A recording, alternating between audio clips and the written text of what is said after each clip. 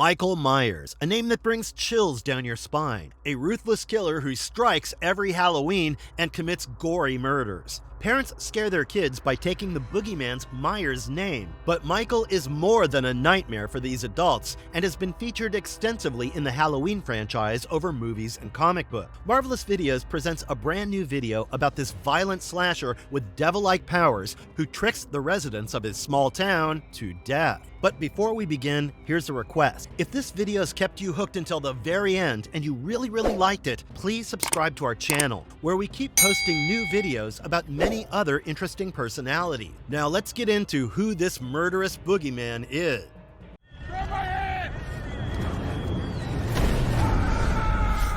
Michael Myers. Who is he? Michael Myers was born in the nondescript town of Haddonfield, Illinois. He was stillborn when his mother birthed him on October 31st, 1157 at night. However, on November 1st at 12:06, he came to life just 9 minutes later. A surprising development. And this is where it all started. Accused of murdering his teenage sister brutally on Halloween night, he was then sent to a sanatorium where he attacked his fellow inmates, even fatally. Any kind of psychiatric help given to him was futile, and his shrink started believing that he possessed some kind of demonic power. Every Halloween, a usually sleepy Haddonfield turns into a blood-soaked killing field, many of its residents gorily murdered, and many more driven to revenge or insanity. One thing's sure, nothing ends well for anyone. Even if they make it out alive, they're left traumatized or fear that next year's Halloween may be their last. Let's explore the life of Michael and other affected Haddonfield residents through a few comic editions, which follow different storylines compared to the movie.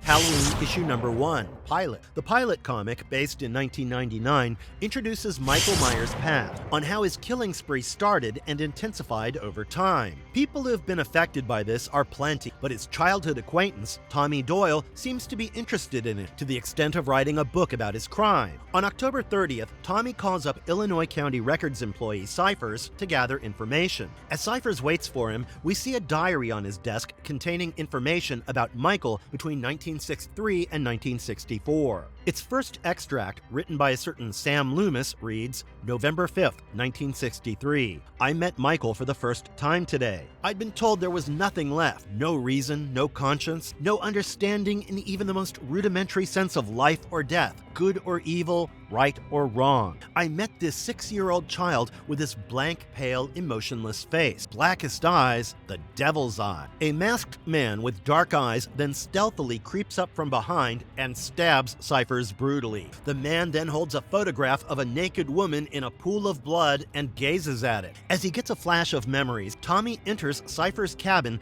and is escorted out after collecting the diary and case files. What was this masked man thinking? It's October 31st, 1963, Halloween night. At the Myers household, Judith, their eldest teenage daughter, was babysitting Michael, her younger brother, then 7. She snuck in her boyfriend, Danny, and had an intimate moment with him. After Danny left, Michael put on a clown mask that Danny had earlier played around with, went up to Judith's room, and stabbed her. That was his first murder. The masked man is Michael. Back home, Tommy reads through the diary to get some information. In it is crucial and disturbing information regarding Michael's stay in Smith's Grove, a juvenile sanatorium, after Judith's murder. We learn that Loomis was a psychiatrist looking at Michael's case. When Michael was admitted here, Loomis requested a friendlier environment for the preteen boy, but the sanatorium head refused. Michael was then given a bed in a room that housed 4 other inmates: Blair, who also murdered his sister, Adrian, a compulsive eater, Roger, a self-mutilator,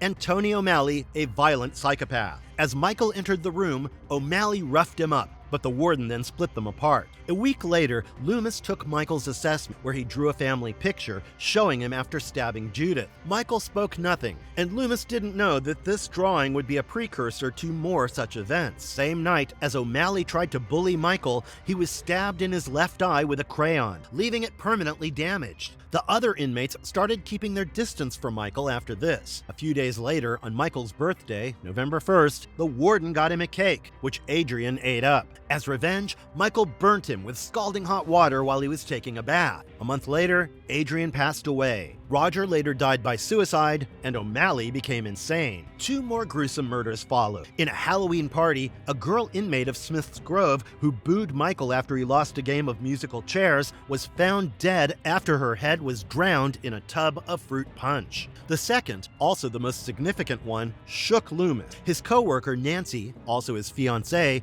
was driven off to the sanatorium's terrace by Michael and fell to her death, and she was ironically kinder to the kid. This was Loomis's turning point, a self-declared mission to keep Michael away from society. While Tommy prepares himself some coffee, Michael breaks into Tommy's house and attempts to stab him. At first, Tommy is surprised to see Michael, claiming that he killed him some time ago, but he fends him off. Tommy then shoots Michael in the chest and throws him outside the first floor of his house with a burning chair. A flabbergasted Tommy says that wherever he finds Michael, he will kill him.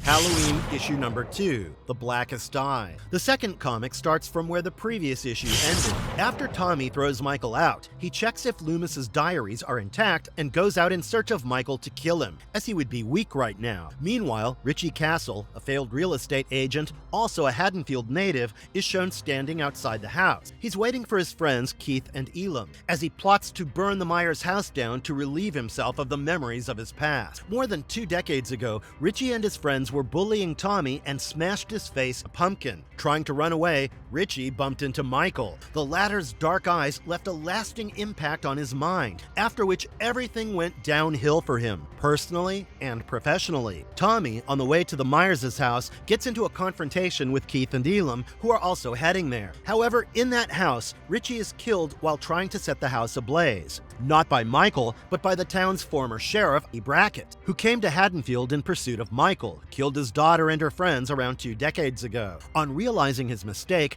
Brackett escapes with Richie's corpse towards the outskirts. While Brackett prepares to bury Richie, Tommy confronts him and is shocked to see Richie's corpse. Brackett confessed to the goof-up. Back in the town, Keith and Elam enter the rundown Myers' house to search for Richie and split up. When they enter the house, Elam is first shocked to see blood on the floor, followed by Keith's decapitated head bouncing towards him, and then Michael, who brutally stabs him. Back to the field, Brackett tells Tommy the folklore of Haddonfield. The town, one of the earliest in the Midwest, was named after the word Hayden, which meant cursed. Protestants escaping religious persecution were the main inhabitants, and in them were several people called Druids who followed an older barbaric religion. They would burn people from vulnerable groups to appease their gods. A group of these Druids, led by Michael's great-grandfather Murphy, headed west to this town from the eastern New England region. Now, Murphy was the direct descendant of a cursed bloodline after one of his ancestors was cursed almost 2,000 years ago.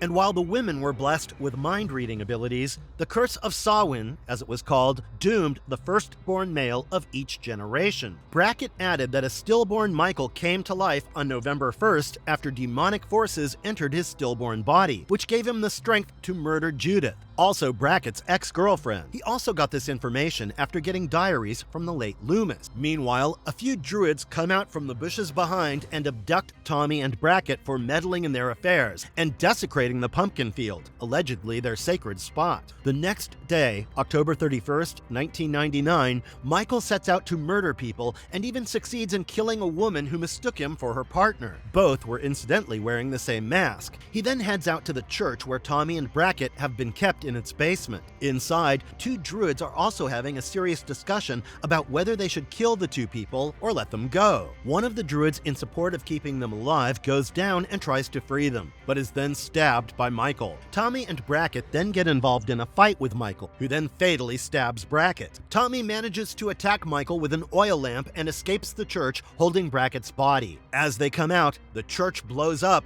and the Druids surround Tommy. Later, Tommy is then accused of killing Brackett and Richie, along with blowing up the church. His resolve to find Michael grows stronger. Halloween issue number 3, The Devil's Eye. It's now 2001, and Tommy has been imprisoned at the Smith's Grove Sanatorium for 2 years. He wakes up after seeing a nightmare, memories of his mother being brutally murdered in front of his eyes on Halloween 1978, which made him pursue Michael seriously. He was with Lindsay Wallace, a playmate who also witnessed the killing. As he turns around, he sees Wesley Krug, a fellow inmate, and Terrence Lynn, the sanatorium psychiatrist, who tell him that that they are plotting his murder and will get his death ruled out as a suicide, in collaboration with those dreadful druids. Tommy somehow manages to break out from the sanatorium and heads to his place. Lindsay, now a famous journalist, has returned to Haddonfield to investigate the mystery surrounding Michael. Her successful career is unfortunately attributed to the ghastly killing she witnessed, which traumatized her to the extent of having to keep her lights on while sleeping, and she doesn't enjoy Halloween anymore. Once back in Haddonfield, Lindsay enters Tommy's house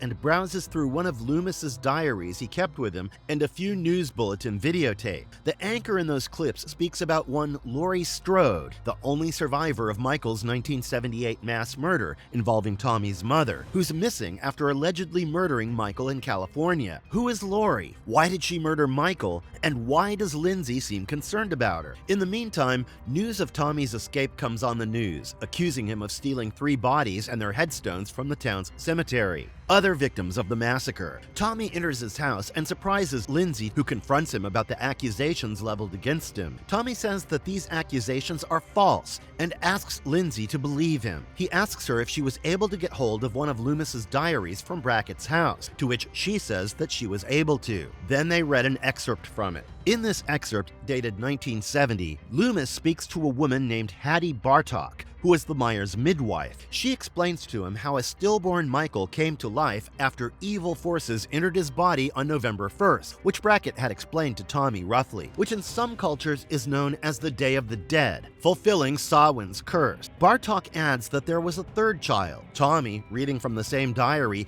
added that he and Lindsay know that Laurie is Michael's younger sister. He also added that the November 1 theory was something he knew from before. As they discuss, they hear a sound upstairs and decide to go up and check. What they see later shocks them: a lantern made of a rotten skull and 3 dug-up corpses on Tommy's bed. The shocked duo almost escapes, but Michael sneaks up from behind and stabs Tommy. Lindsay escapes Michael's clutches and unsuccessfully seeks help from a few Halloween revelers. She then runs into the Myers house and rushes to Judith's dressing table. While enacting Judith before she was killed, Lindsay sees the masked killer through the broken mirror's reflection. She turns to Michael and exclaims that both his sisters are dead, triggering him. A fistfight follows when Lindsay stabs Michael's eye with a mirror shard. Tommy, meanwhile, enters the room and shoots Michael in the back, helping Lindsay escape. As Tommy lunges forward and removes the killer's mask, they get the shock of their lives. It was Laurie Strode all along, impersonating Michael. An enraged Laurie stabs Tommy with the shard in his throat, and both fall off the house from the 1st floor. Tommy, unfortunately, loses his life. 4 weeks later, Lindsay sees Laurie from behind a one-way glass and discusses her with Dr. Block, a psychiatrist. Block claims that she was suffering from psychotic personality transference, and she needed to relive the Night of Terror back in 1978. Even after murdering Michael, she felt empty, and that's when she decided to impersonate him. Block further added that the only issue in the Myers family was mental illness worsened by alcoholism and incest. Block added that, claiming that Lewis's demonic power theory was wrong, citing his old age. Block added that obsession, with Michael in this case, is harmful, citing Tommy's death. However, Lindsay is not very convinced by Block's words. She still believes that there may be supernatural forces involved and is resolute to investigate more for her story, probably until next Halloween. Halloween Night Dance. This 4-issue comic tells the story of Lisa, a resident of the town of Russellville, Illinois. It's 2000, 22 years after Michael Myers' first massacre. Russellville is well outside Michael's territory, but he strikes this town to target Lisa. To understand his agenda, let us delve into this issue. Issue number 1. The first issue, set at night on October 29, 2000, opens with Lisa looking at her favorite ballerina clockwork toy and going off to sleep. The next day, she later wakes up after a nightmare of her being stuck in the dark with bloodied hands. She then goes out, checks her mail, and sets off for school. She shows her 2 friends, Sean and Nikki, the content, drawings from Daniel, the little boy she used to babysit. One of the drawers, however, shocks them, depicting a naked and bloodied Lisa. Meanwhile, in Chicago, Ryan and Marcy, a married couple who met in Russellville earlier, are moving to their town from the city. Ryan adores Marcy a lot and seems happy with her around. The same night, Abby, a badly injured girl, is tied up against a pillar in a rundown house. She looks around for her partner Ben, who was brutally murdered, and sees Michael staring at his corpse. Abby tries to escape but is followed by Michael. Ryan's car accidentally hits her, also injuring him. The couple gets down to help her, but Michael enters the scene, stabs Marcy, and then kidnaps her, while Ryan's pleas to spare Marcy are ignored. On Halloween, Sean takes Lisa to a traveling Halloween-themed fair to take her mind off her worries, while her cat is seen cozying up to Michael, who's stalking them.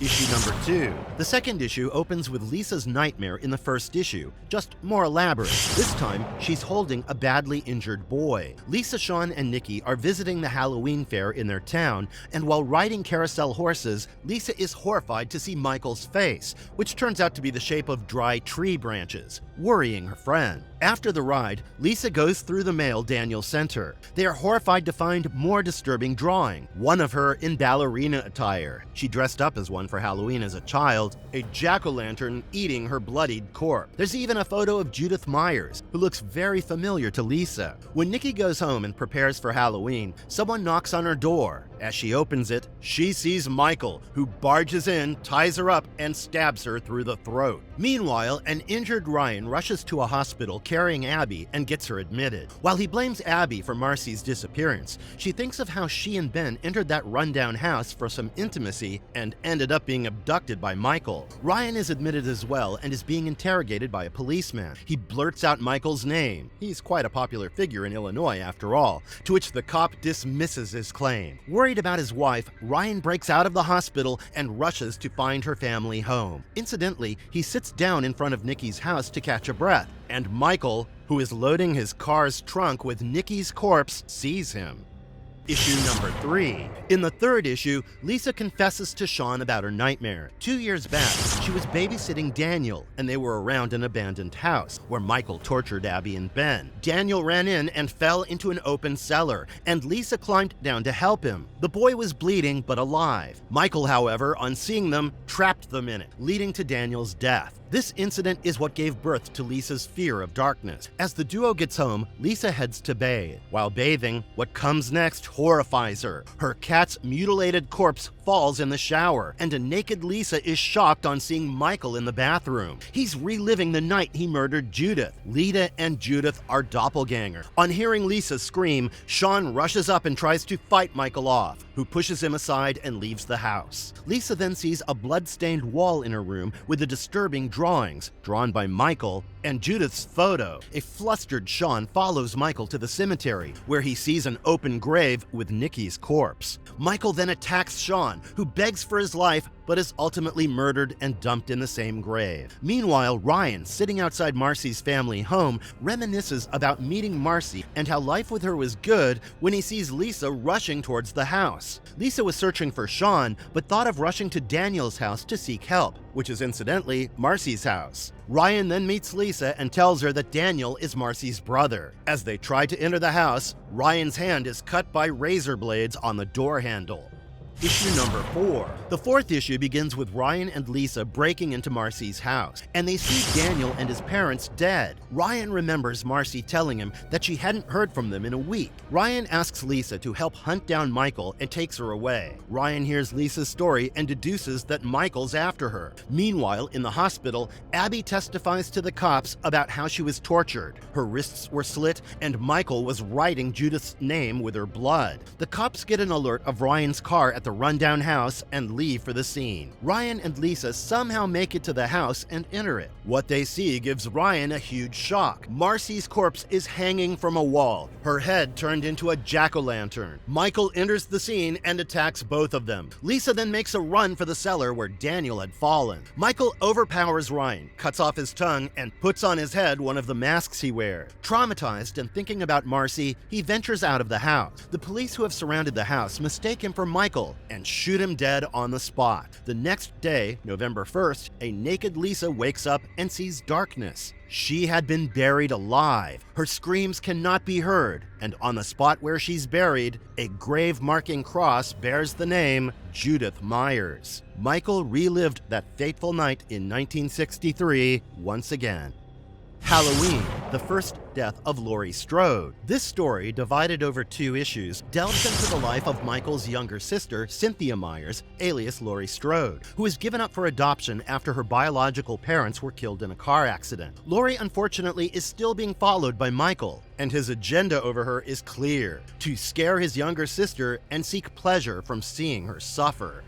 Issue number 1. The storyline, set in 1979, starts with Laurie, then a school student, remembering the terror that was Michael Myers. She remembers how, on that fateful Halloween night of 1978, she was the lone survivor of that massacre thanks to Loomis, who saved her, and that was when she found out that Michael was her real brother. Laurie was traumatized as she lost most of her friends, including Annie, Sheriff Brackett's daughter. A day later, Haddonfield witnessed mass burials. When Sheriff Brackett confirmed that Michael was dead, Laurie found it hard to believe. It was since 1978 that Haddonfield, an otherwise quiet town, turns into a killing field every Halloween, and there are 2 outcomes: either you die or you live with trauma. The latest massacre involved a hospital Michael burnt down, with most patients charred to death. Jimmy, an employee there and Laurie's friend, is also traumatized and fears going back to work after surviving. While visiting Jimmy one day, Laurie blames herself for the events, but Jimmy laughs it off. Jimmy's mother asks her to leave, and that's when Laurie starts thinking about her past as Cynthia Myers. While standing in front of the Myers house, her friend Sally calls her. As they reminisce about the older times, they head to Laurie's house while passing by local pervert Mr. Riddle's porch.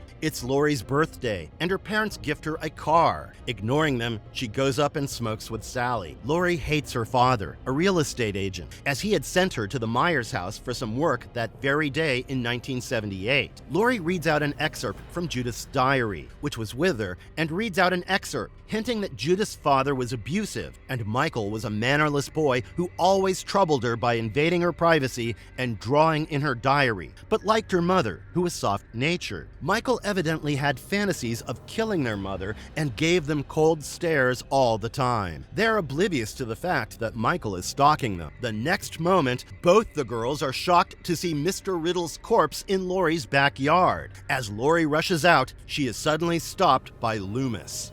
Issue number 2. As Laurie and Loomis meet at a cafe a few days later, she says how she's scared that Michael could attack her soon. Loomis says that it could be because he wants to relive the night he murdered Judith. They then read another instance in Judith's diary where, while on a trip with Michael and Danny, she left Michael alone to spend an intimate moment with Danny. While being intimate, Michael walks in on them, and they're shocked to see his bloody hands. He had killed someone. Laurie's mental health starts deteriorating, and she faints during her graduation ceremony when she sees Michael in her school's parking lot. Brackett warns Loomis to stay out of town, as the latter holds the former responsible for the massacres. Laurie feels that she's being followed by Michael and remembers the traumatizing incident where her love interest, Ben Tramer, was burnt alive. He was wearing the same attire as Michael. It's Halloween 1979. Laurie visits a Halloween party and looks withdrawn and drunk. The boogeyman, Michael, enters the party dressed as a clown and almost attacks her.